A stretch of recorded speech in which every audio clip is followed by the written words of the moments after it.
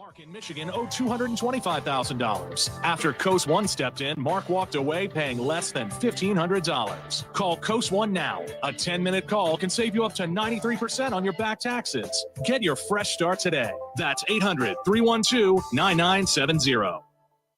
Do you have over $10,000 in credit card debt? The stress from excessive credit card debt can ruin your life. Collection calls, sleepless nights. If you're feeling the financial impact with unprecedented economic challenges, DebtBlue is here for you. DebtBlue uses secret programs that most credit card companies won't tell you about. They'll help you consolidate or settle your debts for a fraction of what you owe. With DebtBlue's Success Guarantee, you pay nothing unless your debt is reduced or completely resolved. There's no risk. The more you owe, the more DebtBlue can save you. See how easy it is to get started with free information. Let DebtBlue show you how 10 minutes could save you thousands. Call now. 800-200-6895. That's 800-200-6895. I'm just living sky high right now. So I'm very thankful for it. And the team at DebtBlue are phenomenal. They're able to work with you. They're great. Call for your free debt resolution information now. 800-200-6895. 800-200-6895.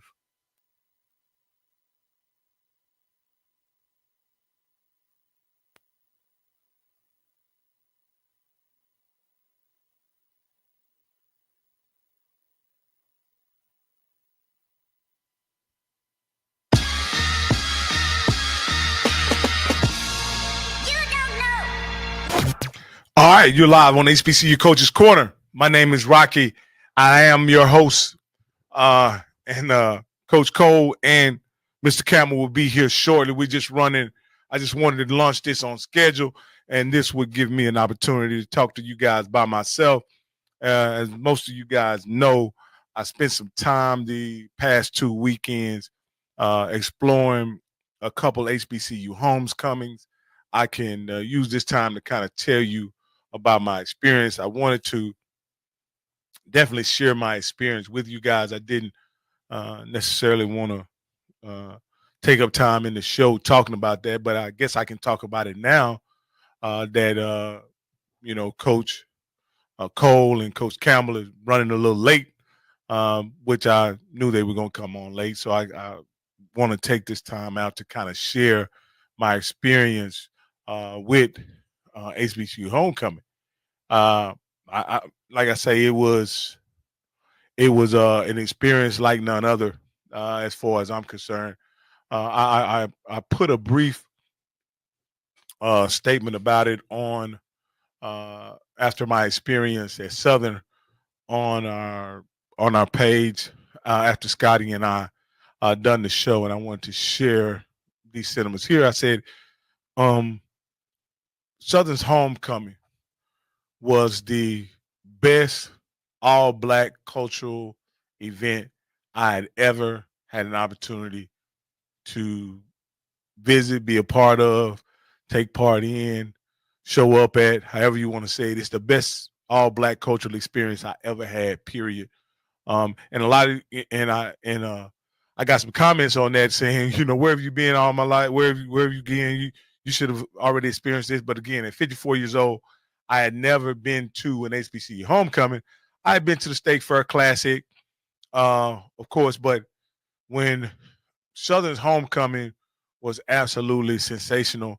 When you combine the culture, the music, the food, the people, and all of it centers around one of my favorite things, which is football. It was absolutely, hands down, one of the greatest experiences I've ever had as a sports fan, and just as someone who enjoys black folks and camaraderie and family reunion type atmosphere. It was by far the best cultural experience I've ever had. And the crazy thing is, I knew Scotty, of course, but I met, the tailgate experience with Vark, and I didn't know anybody that was there. All these people that I had come in contact with were people that I had not met before. And so when I got on Southern's campus after about a mile walk, to get on Southern's campus. It was just a sensational experience, and one that I will never forget. And it was incredible. It was absolutely incredible. It's so much more than I ever imagined as a homecoming experience. And so I want to give a shout out to the people at Southern, because it was everything that I enjoy and love surrounding the football game. So I'm not comparing experiences. This is not a comparing experiences. This is a whole nother experience. I went into Prairie View's homecoming the past few days, and I'll bring up Mr. Campbell as let's do a quick sound check to make sure you're there, Mr. Campbell. Yeah, can you hear me? Yeah. How about that? You can hear me just fine? Man, I hear you perfect, bro. I heard your story about Southern. Love to hear it. I'm going to wrap up my experience about Prairie View's homecoming, and then we can get into the show. The other thing is I went to Prairie View's homecoming, and I didn't want to compare one to the other, right? I wanted to have the experience with no expectations, nothing. I just wanted to experience whatever Prairie View was going to experience and just see how, it was. Now, full disclosure, my daughter is a Prairie View student. She's a senior Prairie View, and so I did know somebody on the campus, but I'll tell you about that later. So anyway, we get to Prairie View about 11 o'clock, 11:30. We get on campus. I immediately called my friend because I have a lot of friends that are Prairie View alumni. Tons of friends that are Prairie View alumni. I got on campus. I immediately got on campus, gave him a call. He told me about where he was. I started walking over to the tailgate. I go to the tailgate. Again, same kind of experience, lots of camaraderie, lots of people in very nice RV. Just an overall great scene of, hey, what's up, Coach Cole? I'm just giving them my experience at Prairie View homecoming, and then we'll transition into the show. I'm with you, baby. You got it, babe. We want the baby to talk HBCU. And so I get there and have a great and immediately while I'm looking for my friend, guess who I stumble up on? I stumble up on Dr. Cavill. And I say, hey, what's up, Dr. Cavill? Dr. Cavill immediately invites me over to his tailgate. Me and my wife hadn't had breakfast. He serves us breakfast, offers us adult beverages, all this kind of stuff. Just a great atmosphere. Spends some time talking football with Dr. Cavill, and then I move on to find my buddy. And it's just as my buddy, I get to my friend. He says, hey, man, I'm finna go over to the bookstore and meet some other friends. He said, you can hang out at my tailgate over here and until I get back. Well, we hang out at that tailgate. We meet more people, a great experience. They let us know. We let them know that this is our first time at Prairie View's homecoming. They roll out the red carpet for us. Water, drinks, all that good stuff, man. It's just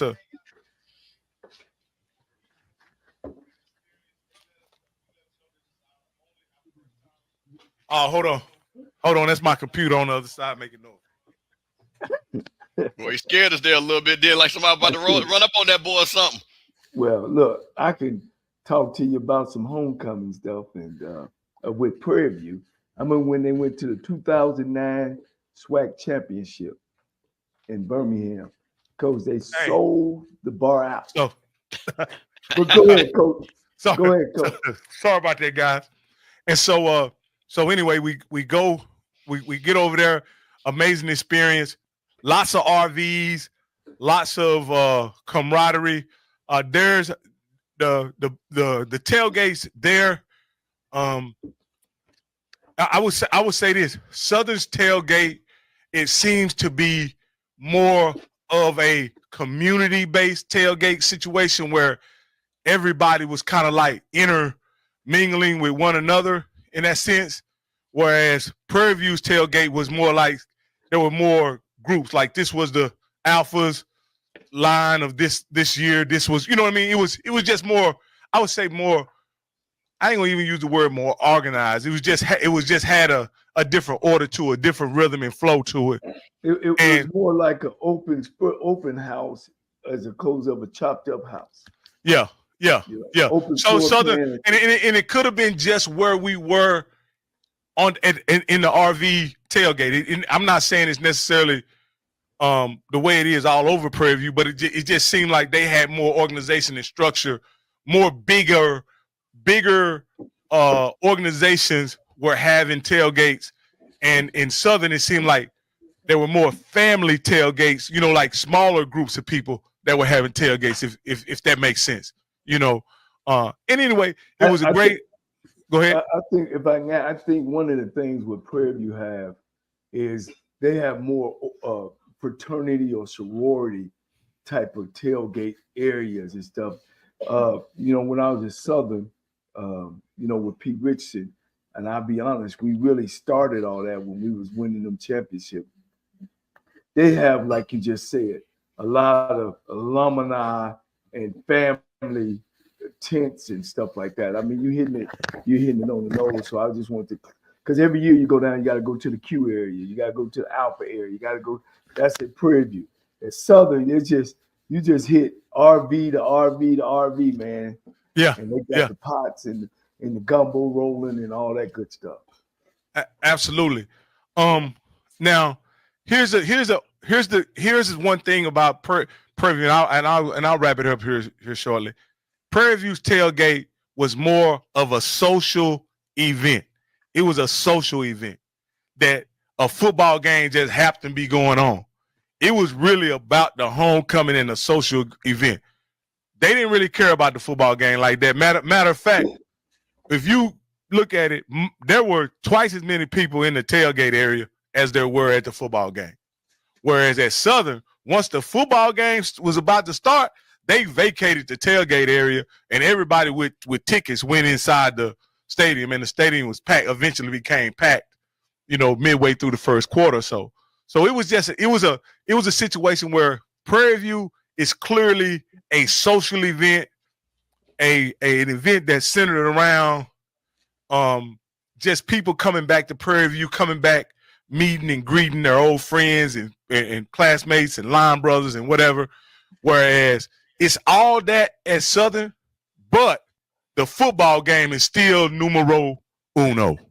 And so that was my experience. And not to compare and contrast, I also talked this over with a good friend of mine, and my good friend he crystallized it for me. He say, Rocky, he say it became that because so many years after they graduated in 1990, 92, 93, the game was largely insignificant by the time homecoming came. So the game couldn't have been the big draw. It had to be something else. And so they created this huge social event that Prairie View homecoming has become. And believe me, guys, it is a huge social event. Now, the one thing about Prairie View's homecoming, their game kicked off at 2. It was over at about 5:30, and we left the area headed back home to Waco at about 7:30. Well, whereas you could see at 7:30, it was changing from a really corporate collegiate experience to something else. Freaks come out at night. And you shaking your head, Mr. Campbell, like you kind of know what I'm talking about. But like it was during the day, it was a really corporate, collegiate experience at Prairie View of camaraderie and all this kind of stuff. But about 7:30, Third Ward was coming, Fifth Ward was on its way. Aldine and people from Fifth Ward and South Dallas and all those people were coming. And they were on their way. They were coming through the gates as we were leaving. And I guess that's just what, for the young people especially, that's what the event is. It's not as collegiate as it gets later on in the evening. So, well, see, one of the things I just wanted to add, Southern is in Baton Rouge. It's in the city. It's not nobody is coming, everybody is there. You know what I mean? They live for it, except but the people that's coming to town. Prairie View is outside of Houston, so people got to drive up to it. You know what I mean? So and you hit the nail on the head. The difference between is the game important or not. Prairie View have been losing for so long. Even when we were, a player there, and I played, Prairie View as well as coach against them. Their basketball team wasn't as good, but when you go to the games, it's packed. Why? Because all the kids live on campus and it's out of the city. So, you know what I'm saying? That's the difference between a school that's in a city and a school that's outside the city. So, and when you grow up on campus, I don't know about you, Bishop. I grew up on Texas Southern's campus. I told you guys before that I actually spent was the only student on campus for several years because it was too far for me to go home because I played basketball and football. So during football, once football season over, basketball went towards Christmas, I had to stay there for about a week and a half before the team came back. So when you grow up on campus, I don't know, is it a different love, Bishop? I think it is. I think it's a different attachment. Yeah. No, like I said, again, me being from Jackson, growing up, that was just part of your schedule of your life, your birthday, Easter, Christmas, and Jackson State homecoming. And that's when and what I mean by that, that's when all your family was coming in town.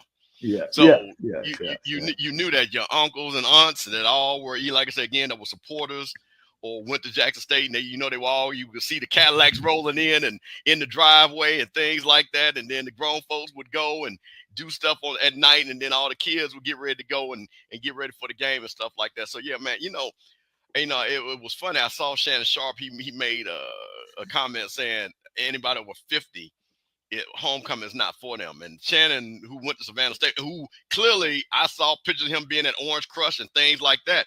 The whole purpose, it says literally that homecoming in the title of the word. That means for the alumni to come home. So for him to make the statement that it's not for people over 50, really, like I say, kind of baffles me and things like that. Well, let me say this. This is another observation that just came to mind as you were talking. At Southern's homecoming, again, it could have just been where we were parked, right?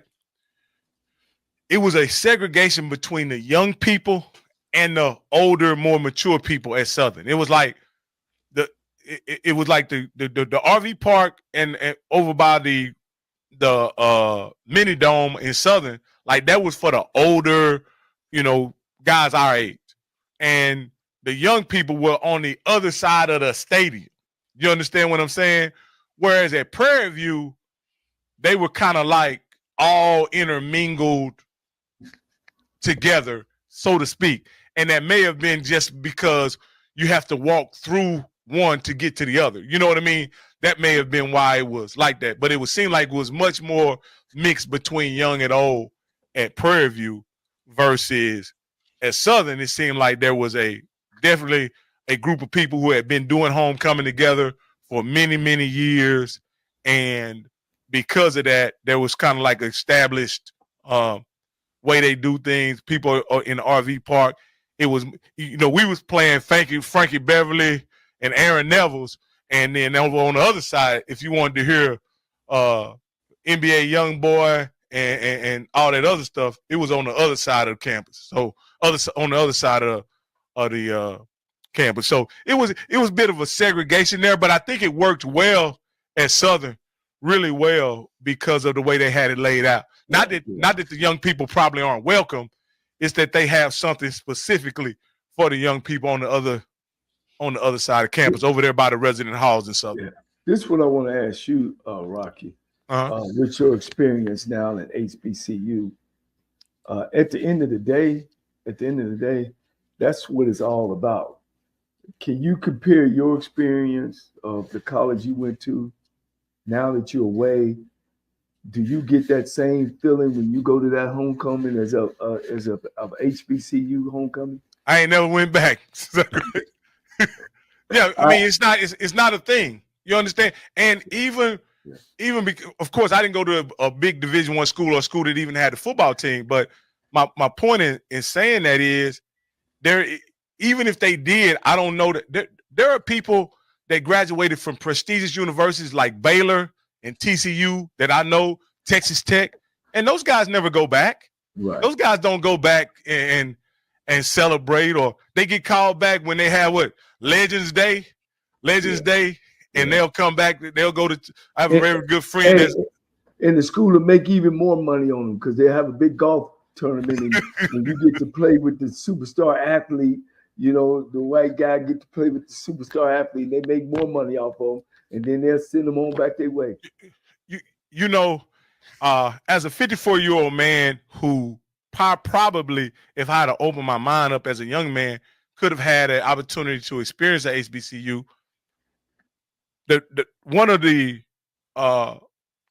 you know, I don't live with a lot of regret or anything, but I'm so glad my daughter had wisdom beyond even her parents to choose Prairie View as her institution of higher learning. Like, that's what I'm grateful. So even if I got everything else wrong in life, for my daughter to tell me when she was 16 that once we visited Prairie View, she said, "Hey, this is where I want to go to school." I said, let's go see some other places. She was like, "No, I don't need to go see nowhere else, Daddy. This is where I want to go to school right here. So Get your money ready. Wow. And this is where we're going." So that was kind of. Let me say one thing about going. Now I dated a girl from Florida State, and I mean, she was fine. Lord have mercy. And it was so funny. So I moved to Atlanta first. She moved to Atlanta like 2 years later, right? So she would always come to hang out at FAMU. So every time I would see Florida State schedule, and we're like, "Hey, you going to your homecoming?" And she like, "You know I ain't going." And I dated another girl from Wisconsin. And literally I would tease her. I said, "Hey, I see y'all homecoming. You want to go up to Wisconsin, to Madison?" And she would look at me like I'm crazy. Their disconnect of homecoming for a person of African Americans at a PWI is so hilarious to me. Is that there is zero connection. It's like if you ask anybody from a PWI that's black that went there, say when's their homecoming, they couldn't even tell you when it, and they don't even go. You ask anybody that's black, it's people from FAMU knows homecoming 5 years from now. It's people from Jackson State that know when homecoming 5 years from now, and base their whole life.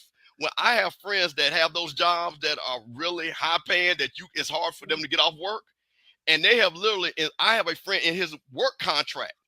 He has put in his work contract, if this date comes up, I will not be here. And I'm not making this up.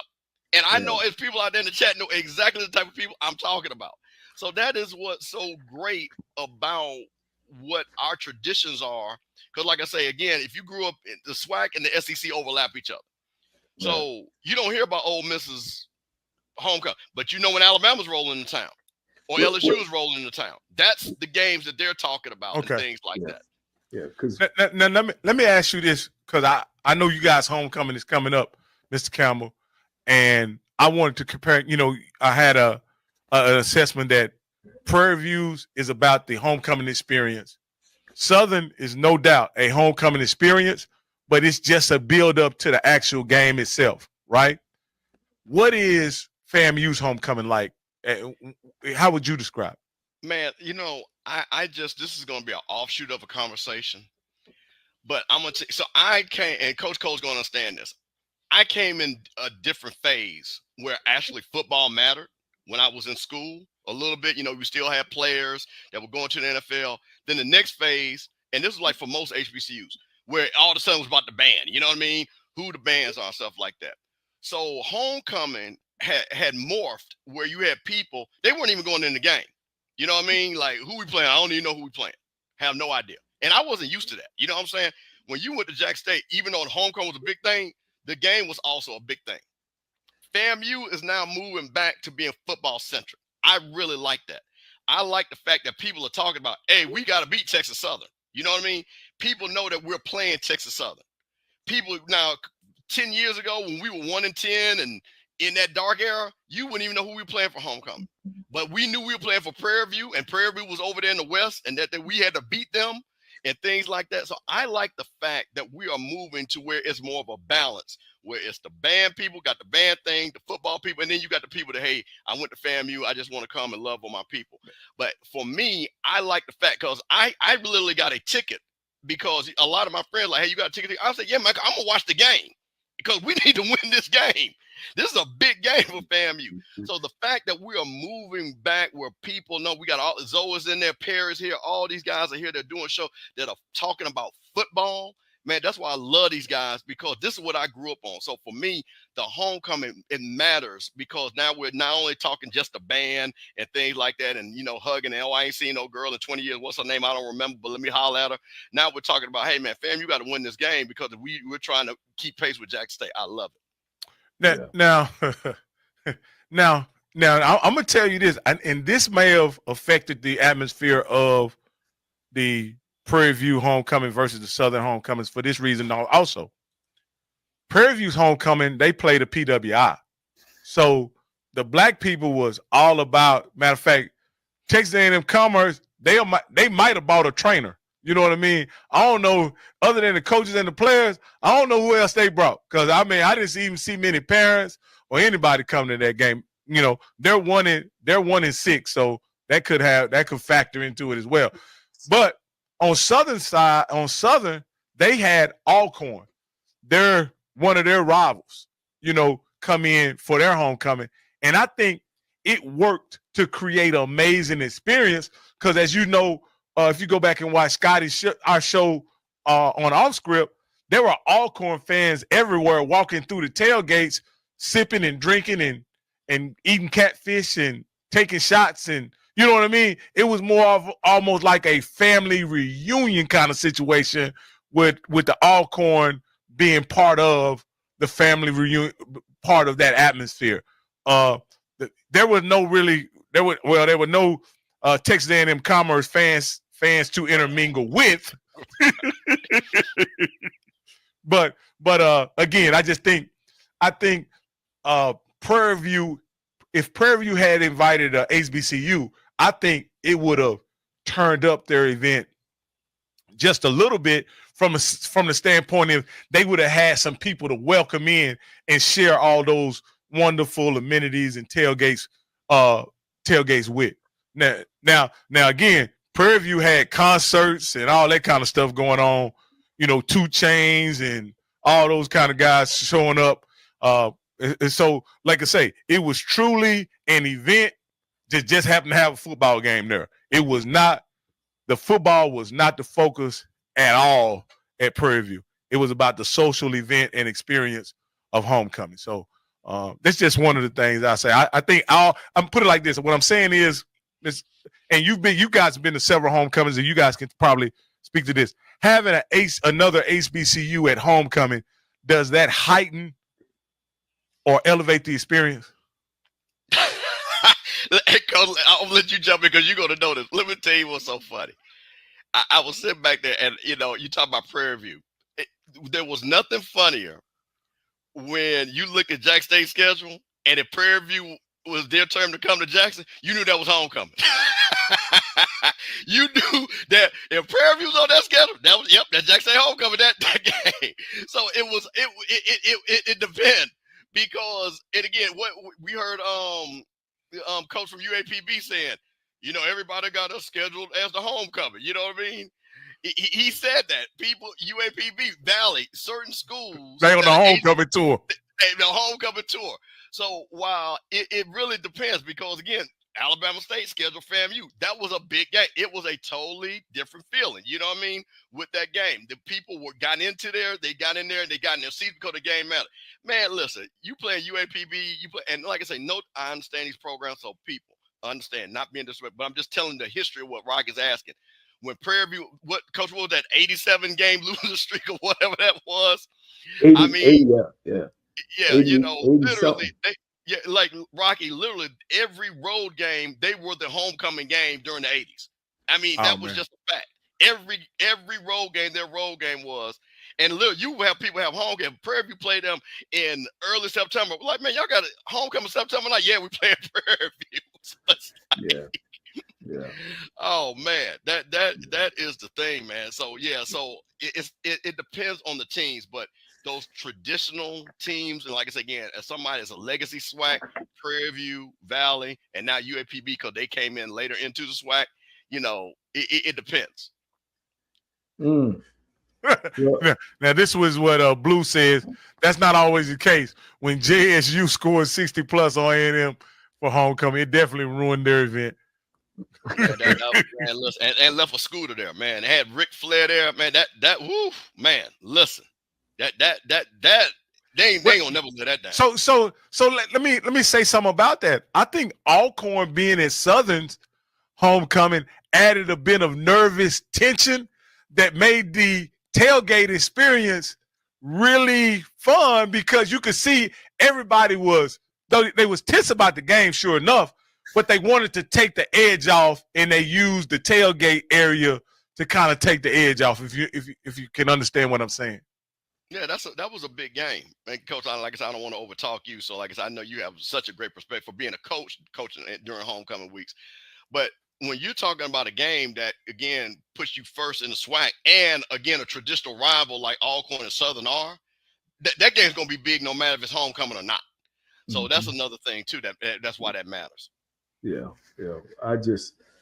My thing is I always try to use why you should go to HBCU during my recruiting days. I think I had a lot of success convincing top athletes to come to your university, especially, you always try to bring them during homecoming, where they had a great time, and that's how you get those top athletes. As y'all was talking, I was thinking, of course, Deion Sanders is Deion Sanders, but bringing them to that Jackson State atmosphere, like Hunter and them guys, that would make any kid want to come to the school, seeing people like themselves and seeing, people with money, what I mean, and doing well for themselves. So that's one of the recruit tips that I always tried to use.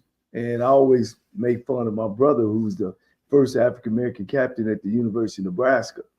I told him, it's 35 years I've been gone, but I tell him, you go back to Nebraska and I'll take you back to homecoming, Texas Southern. And I guarantee you, the experiences won't even, they'd be so far apart. So I kind of tickled with him about that. And as you say, I asked him when the last time he'd been back.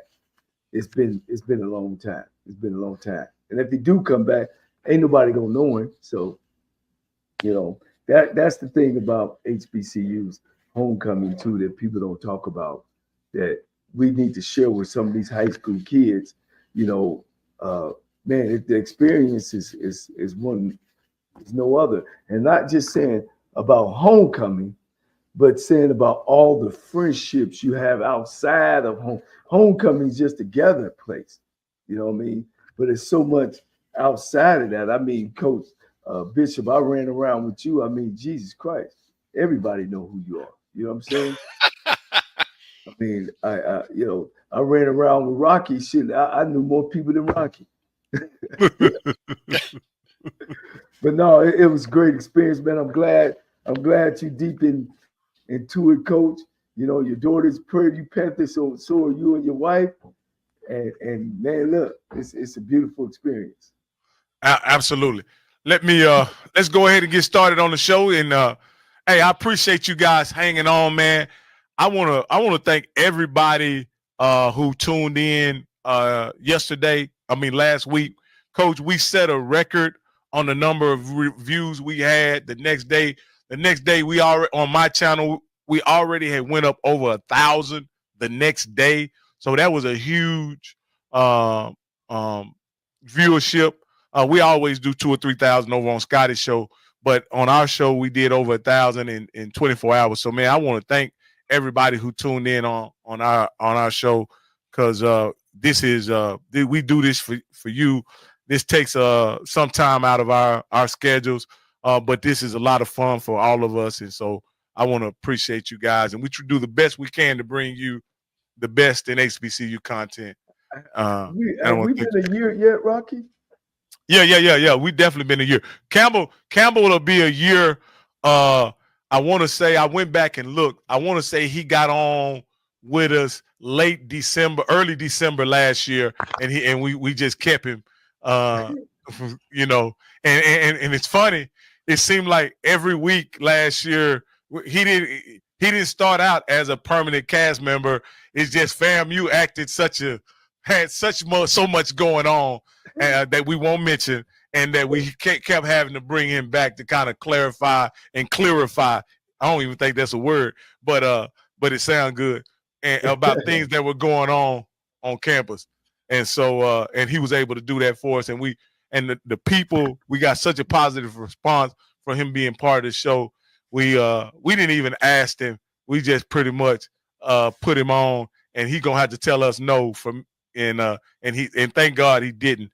And he's been part of the show, and many people made comments about how much he adds to the show. And I want to thank you, Mr. Campbell. You're coming up on your 1-year anniversary as well. Well, Coach, let's see, Rocky. Coach didn't tell you. See, me and Coach actually talked, and he said, "Man, I need somebody to balance this guy out because he's getting me shot at some of these hot takes that he's making, and I'm too old to be fighting these young folks on social media. So I really need you to come on here and balance this thing out." So that was part, because I actually remember Coach Cole playing football. So it was an honor to make sure I give some kind of balance, because we know you will run amok, Rocky, you know, things like that. So we have to give you some guardrails, you know what I mean? So I am glad to, be here. And, again, just my love, like I said, for all these schools. And that's why, again, it's kind of fun. I'm getting criticism about saying, hey, let's all love each other, because, man, it's fun, man. It's fun watching all these guys, talk about their schools and talk about football. Man, I love seeing Perry again. I'm going to keep talking about Southern. That man knows Southern. I love seeing Zoe and Ken and TD talking about Jackson State, because, man, that's what, like I said, that's what we did growing up. But, man, we're across the country, man. Like I said, that's the beautiful thing about this technology. So we had this opportunity. So, man, we're going to keep this thing going on and everything. But with that being said, I would like to start the first topic off, because I brought it up. So, guys, listen.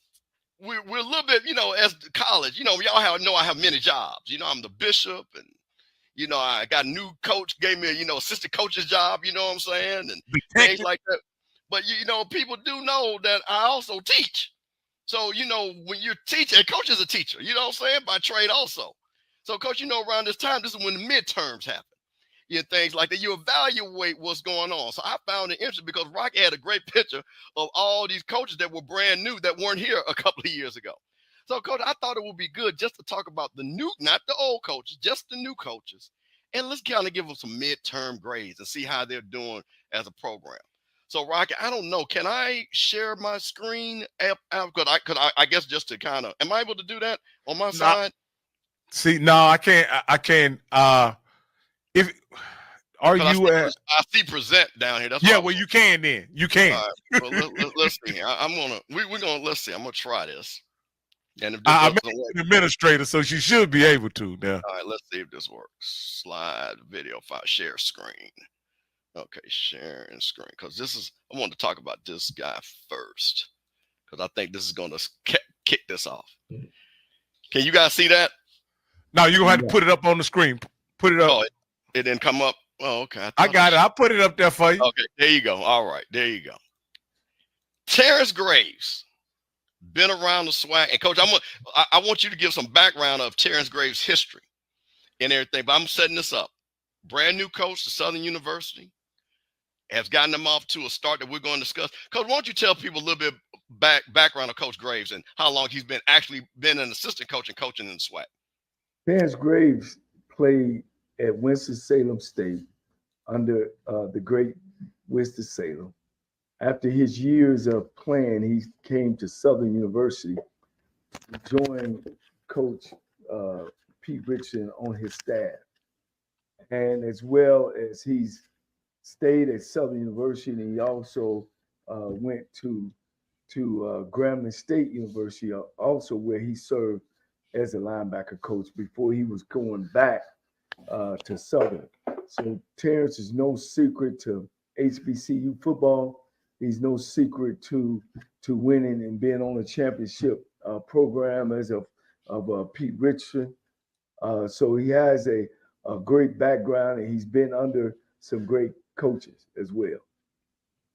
All right, now Coach Graves has his Southern Jaguars again, and Rocky, and again, I guess we should have had this where they were picked, because I think they were picked in the middle of the pack in the West. But Coach Graves has his Southern Jaguars 4-4 and 3-1, and actually leading the West. So, Coach and Rocky, I would ask you a question. At this stage, after 8 games, what grade would you give Terrence Graves for the job he's done, and what do you think his outlook is going to be for the rest of the season? I'll go first. I think Coach Graves, for me, he's done an exception. He's exceeded expectations.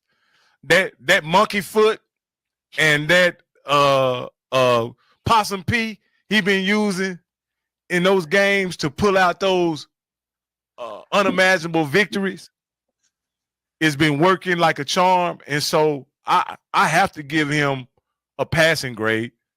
But because of the way that his team has performed, because I did watch the games, I can't give him no higher than a B-.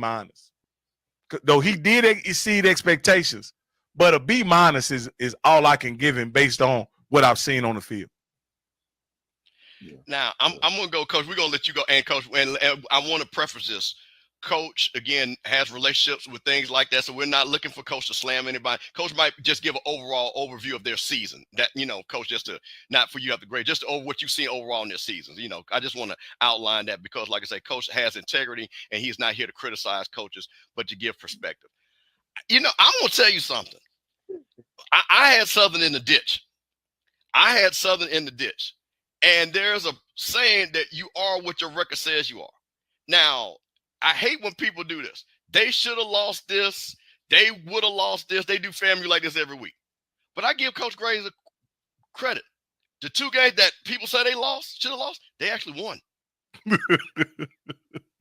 That says something to me that no matter what we see from the outside looking in, that they have won games, that they have been able to execute when the other team. So, Rocky, I won't be honest, when I first looked at this, I was like, oh, no, I'm not giving him no higher than a C. But I'm with you. Now, are there things that they need to work on clearly offensively that I think is clearly a challenge? That if we wanted to do a sub breakdown, that would be a different grade. But to have them sitting in the driver's seat, okay? Southern is in the drive. They control their own destiny. So basically in the midway part, I know we're a game or 2 over, but we'll just consider this the midway part. They control their own. Rocky, I gotta go with you. I gotta give them a B-. I gotta give them a B-.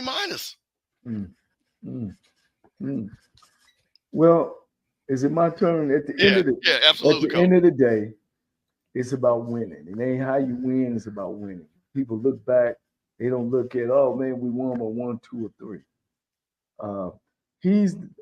It's the kind of guy that you're in your classroom, of course, your teachers, and his non-conference games, he's been getting beat, pretty bad. You want to say, man, is he cheating on the test? You know what I'm saying? You're like, damn, they ain't very good. He's been up and down, like I said, the opportunity to be where he's at right now. You have to give him a B. You can't give him no lower than a B. And with them in the driver's seat, because we talked about it last week. Like, who got the most strongest schedule here on out and who has the weakest schedule out? And right now, Southern is sitting prettier when you see the leftover games. They got an Alabama A&M team that's struggling. They got a Bethune-Cookman team that's won 1 game. They got a Pine Bluff game that just won 2, and they got Grambling that's 2. So you're looking at 2, 2, 1. And A&M has won some. But here's the kicker. You know what I'm saying? And I'm glad we're grading them at midterm instead of how it's going to turn out at the end. Right now, he's doing his homework. And at the end of the day, you got to say, that he's getting the job done. I gotta agree with you, Coach. I think that your breakdown again is spot on. And again, you can only judge as they say, as the grades come in. As the grades come in, that's how you can. Coach, you're a teacher. You know that you can't tell a student, "Hey, I don't know what you're going to do. I know what your grade is right now." Now, this is what you can do to improve your grade. Now, Coach, now that is a great question. What would you like to see and looking at observing stuff? What would you like to see them do better, and what do you think they're going to focus on to close the season out? Yeah, they got to be more consistent. They got to be more consistent. They've been making good adjustments at halftime because, as you see, they've won all these close games. But they got to be more consistent for 4 quarters. And I think that's what he's not getting. I think they need to settle in on a quarterback. You know, they flip-flop. I think you need to go ahead on and settle in on a quarterback. The goodest thing about them is, as I say, they've made good adjustments, and good coaches win close games. And so they've been winning those close games. So they got the mark. Evidently, they've been doing their homework, and turning in the extra work to make sure. But I think he's doing a B. But he's so unpredictable, guys. We probably be talking next week like, what did they do? Go to A&M and do and lay an egg. So they got to be consistent. Continue to be consistent. Let me ask you this, Coach. What does he have to? Would he have to do to get an A, and how much could he fail moving forward, or has he done enough to pass already? Well, passes get to the top, and he easily could fall to the bottom because there's so much parity over in the West. If he turn around and he dropped the A&M, dropped one of Bethune. You're talking about teams between Pine Bluff, Bethune-Cookman, and Grambling. They only won 5 football games. You see what I'm saying? So really, one would think, oh, well, he should just run through this. He should run through this conference. But, we all know Grambling is going to be a tough one, but he really should run through these next 4. It should be a no-brainer. If he falls short, that B is going to fall. It's going to fall like London bridges. So the story is still out. So Coach, let me ask you this, a simple question. If he wins the West, will he have earned the A? He had earned an A at the end of the day. I knew when I was rolling towards my championship, it was one school I had to beat. And now after it was 2. It was Jackson State late, and it was Grambling. Once we beat Jackson State, I said, if we beat Grambling, we gonna beat Pine Bluff and the rest. We got the rest. And we were able to do that and go into the championship. And let me just give some perspective. I just pulled up. Southern was predicted to be 4th in the West. They were predicted to be 4th. So, as you say, Coach, I tell you one thing. As going to that midterm, I would say that I'd rather have a passing grade than have a failing grade. So now I brought our predictions up, right? Coach, you had them at 3. Me and Coach Campbell had him at 4. Clearly, he's exceeded expectations. Now, there's a lot of people in the chat that thinks we should grade him higher, give him a higher grade based on expectations. But I don't think we should grade him higher based on expectations. You still have to do the work. You know what I mean? Like, the work is the work. Whether he was predicted to finish first or last, we only can grade him on what he's actually done. And so I don't think he gets any credit for being in special ed last year or being. Let me say something. Let's look at last year. Where they couldn't score and they struggled. They're struggling this year offensively. It's that they're just better offensively, and the teams they playing are struggling. We all can agree that everybody in this SWAC conference is struggling in the second half of scoring points. Other than Jackson State. Other than Jackson State. other than Jackson State.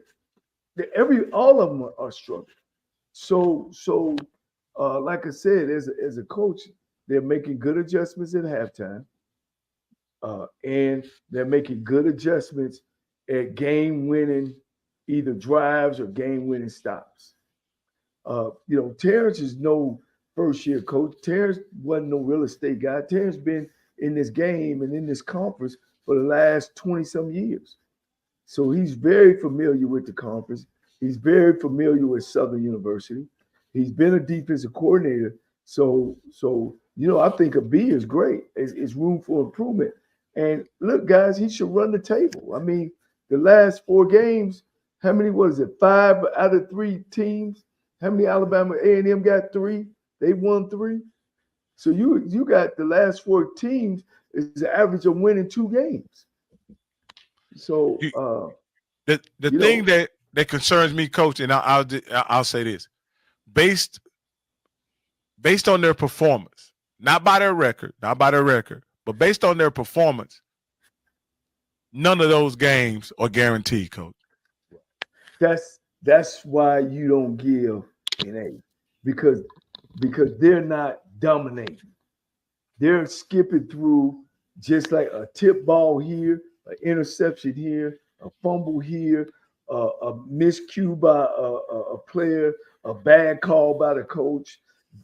Texas Southern, if all they had to do was run out the end zone with the punter, game over, done.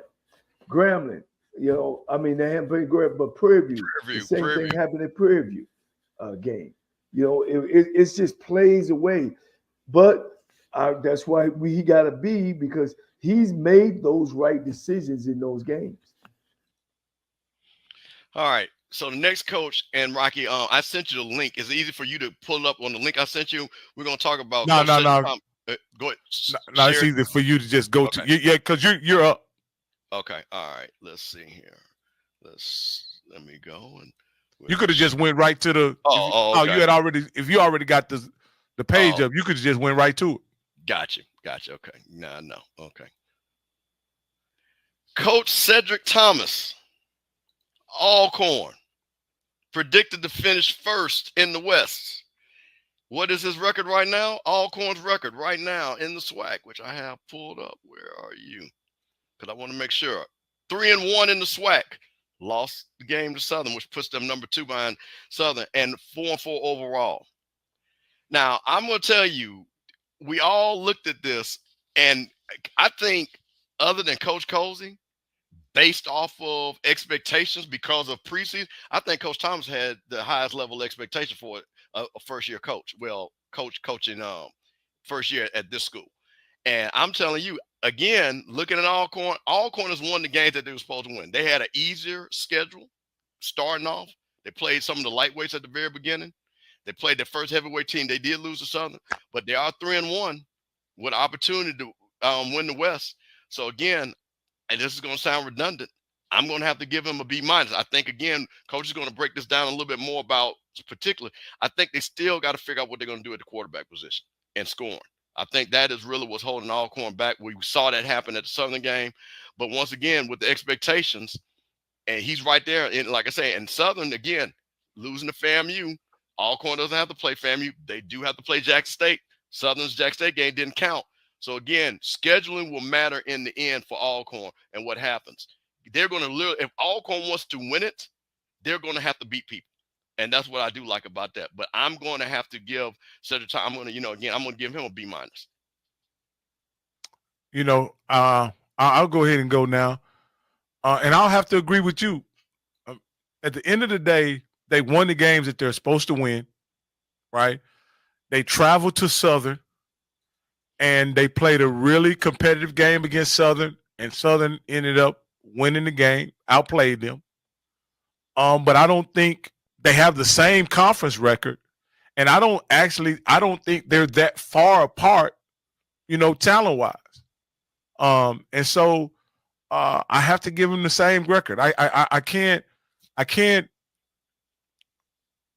I actually want to take points away for Cedric Thomas because there were expectations that he would be leading the West at this point. And to be honest with you, I feel like he should have full control, considering how everybody's kind of struggling in the West, But to your point, they won like Coach Cole said, they won the games. So I can't ding them because the expectations were high.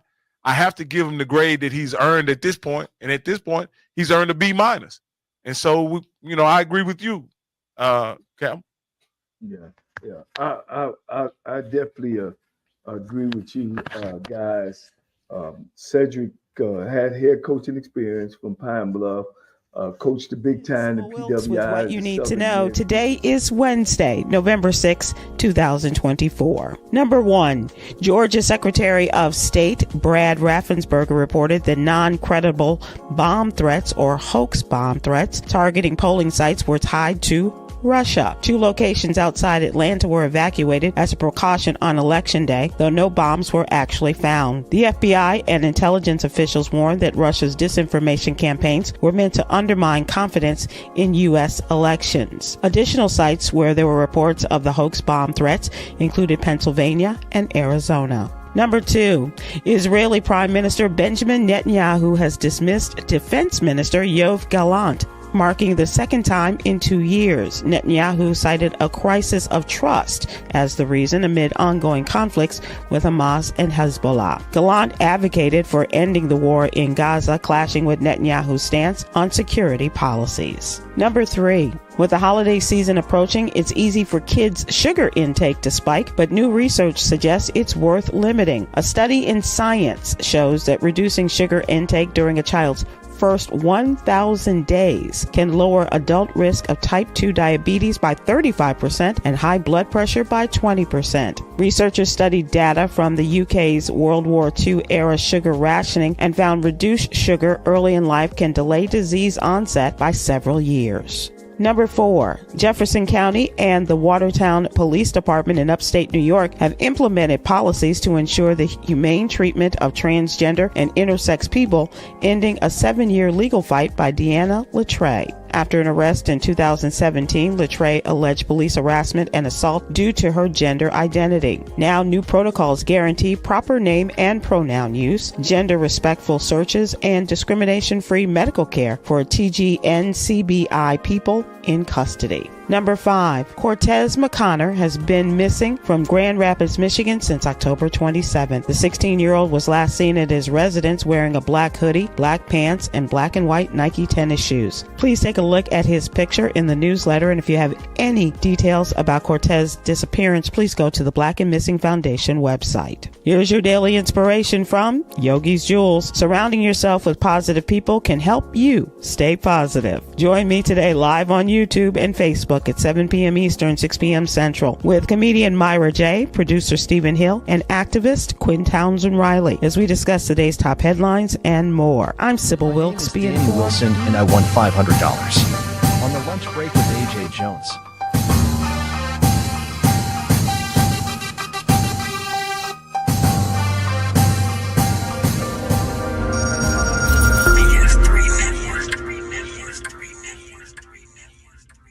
BS3 Network, changing the way you watch TV.